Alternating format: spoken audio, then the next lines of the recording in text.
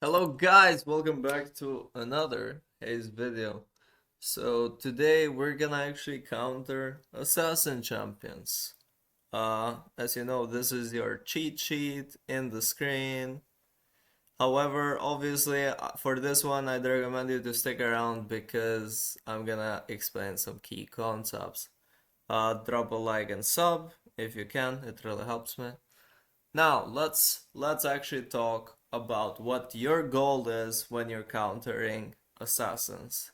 So your goal is very simple, is to survive while using the least of these tools as possible.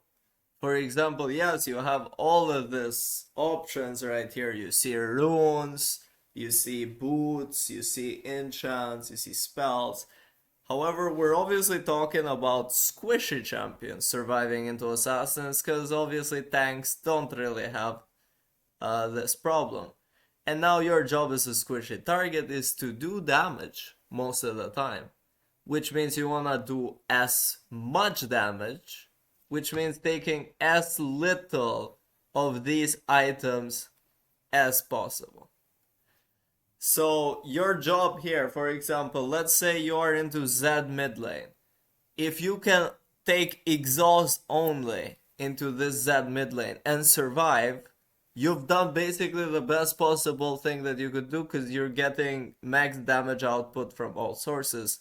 Because something you must know about these items is that while some of them are very good, which means you can take them and still do damage, stuff like Guardian Angel, which is very expensive, there is a lot of these stuff such as Amaranth, such as Death Dance, which are more defensive than offensive. Same thing is about early game Road of Ages. Psychic Projector is actually a very good item, but again, it limits you. No, my bad. Crystalline Reflector, sorry. Psychic Projector, I don't recommend taking it. It's only good on like Swain and Vlad. That's why I haven't put it here. Crown as well is gonna, bottleneck your damage a lot. However, we're gonna see how we can use all of these tools specifically. But first of all, we're gonna look at supports, because every game has a support, preferably. And we're gonna talk about defensive supports. Now, obviously, the best support into Assassins is gonna be Zillion, which is why he's not even on the support to pair with, he's just on champions, because his ult literally doesn't let you die. And if the Zillion times it correctly, does the same. Status is a lot harder for Bard to land. But yeah, Rakan has an insane charm, Brain W, Brom W, and Shield. Lulu Ultimate, Yume with Veil, Soraka with Veil and Healing, Milio, Ult, Heal, Veil, Shield, and Thresh has his Lantern. He can also take Veil if he really wants to. Yeah, that's basically for the supports. The best champion, the best support to have in your game, anti-assassins, is gonna be Zillion. Now, some other champions are gonna be anti-carries, which are like Vex. Vex is insane into assassins because of her fear ability. Zaya is insane because of her ultimate and her anti-chase capabilities. Echo has a second life basically. Shan has that big shield, which he can basically counter every single champion on the enemy team if you don't buy anti-shield with. Lissandra has her ultimate, so one status she can also take another status and make it two. Galio into AP assassins, especially unkillable. Swain is just very tanky. Tryndamere with his ultimate, and Ramos with his taunt. Now, typically, what will typically be the case? Let's make a new tier and say typical. So what would you typically run? So now Bramble Vest is mostly run on ADCs. Let's say you're an ADC. ADCs or mid laners. If you are into an assassin, you typically do run Bramble Vest, sometimes Nullifying Orb. So you're always gonna have Bramble Vest, especially as ADC. And let's say you're not Zaya, so you need to commit a bit more. So if you see the enemy team have a very strong assassin, which would be a Viego, basically a broken assassin, or have two decently strong assassins, like let's say they have an Evelyn and a Katarina, which means it's two assassins.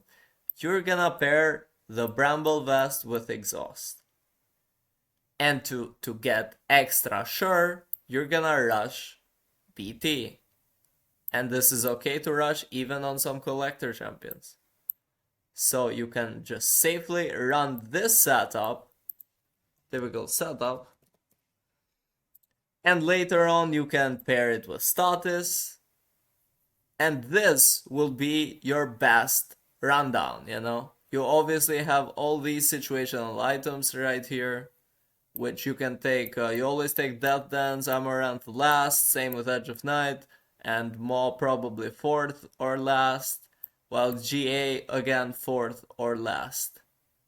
While these are literally last item exclusives, just to make sure that you know you have some other sort of protection. But yeah, this would be your typical setup as an ADC, and then you just continue your full damage route, and if you really needed another life over your status, you would get GA. You almost never want to go boots. However, I put it here because it is an option. If you really need to, you can. Again, heal is for supports. Don't take heal yourself, please. You are inting. Heal gives more healing to the ally next to you, not to you specifically if you use it. Only take exhaust. I guess you can take barrier as well, but with anti-shield being a thing, barrier is not the best option for me, because as soon as someone gets anti-heal, then it's kind of useless because your entire shield can go away. While with heal, anti-heal doesn't actually go to 100%, so you'll still get some value. So this would be the typical ADC setup. And I mean, squishy ADCs, that's kind of the only people who get targeted. But let's talk about typical mage setup then. So we're gonna have a typical mage setup. So now a typical mage setup is gonna again have either Bramble Vest or Nullifying Orb. You take Nullifying Orb when the champion has just one combo, like something like Zedult. Basically, he just runs you, and then his second phase of damage procs on you, which means that you're guaranteed to have Nullifying Orb up for it, and this is gonna save you over Bramble Vest. But there is a lot of poke matchups where assassins will poke you down first. So to not get poked out, you typically take Bramble Vest. Now, if you are into a Zed and you are a mid laner, you are heavily recommended to commit the exhaust over anything else. And you typically do not take Rod of Ages, but you go for Ludens for more wave clear and, and damage. Now, having these two, your goal is gonna be to get to this crown after your Rabadons. If you can survive with just the exhaust and Bramble Vest, you are doing amazing. If you need a status in there, you can take the status. And yeah, your goal is to basically just have this setup and possibly not go into Crystalline Reflector or Rod of Ages, unless your champion is built for it. Again, if you are like a Gwen or something that really can run this, Crystalline Reflector is perfectly fine. However, I would just recommend Crown would be enough for most mages. So yeah, as you can assume, your setup is gonna look pretty much similar with ADCs. Let me see if I can actually add, can I add a second exhaust? Yeah, okay. Second exhaust, second status, second Bramble Vest, and yeah, this is pretty much it. Yeah, I think your typical setup into a assassin heavy comp, if you have problems with assassins, is gonna be this one. You typically should be fine with only this. This setup should be enough for you to carry the game. You know, you take your Ludens Rabadons and then you instantly rush Crown. For ADCs, you just rush BT first. It gives you healing, gives you a lot of sustain, and you don't go into any of these other tools. For ADCs, I guess, last item you can have Guardian Angel as well. But like I said, if you wanna be different, you do have more options over here. I have explained these items countless times, so I'm not gonna explain them again. And you typically never take boots and never like mercs or steel caps specifically for assassins. Because if you are a squishy champion that needs to do damage, your job is to do damage. You literally gotta try and survive with the least amount of tool investment. And like we said, these can be perfect last items. And if you have a Zillion in your team, if you have a support in your team, if he's good enough, you should be fine. You might have an enchanter which will get Veil, or someone who will heal you a lot. You know, something like Nami as well could be here. I forgot to put Nami. Yeah, basically champions like this, and this is gonna be kind of your way of surviving typical AD setup and typical mage setup. If you are into the jungle or if you are a bruiser, you have more options such as Death Dance and Amaranth, which are very good. If you are again a kind of mage bruiser, you can run Rod of Ages, kind of like Swain does. Rod of Ages Crystalline Reflector, which will make it a complete hell for any assassin to deal with you. I mean, mages, it's very simple. AD champions is a bit more complicated because an ADC can also just run Amaranth last item and get decent value from it. But for the most part, this is gonna be your guide. This is gonna be your setup, and yeah, that's basically it.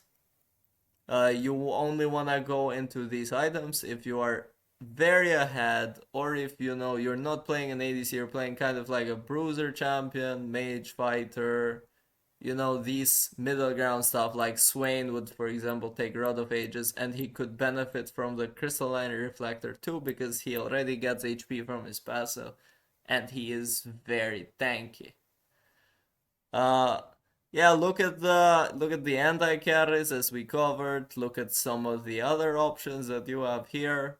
But I want you guys to try and stick to these setups, taking Nullifying Orb or Bramble Vest on most matchups. And just an exhaust status combo will be enough for you to survive. That's kind of your job right here.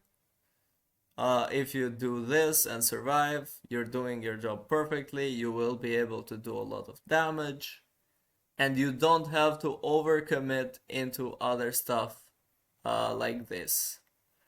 Anyway, guys, take care and enjoy your weekend.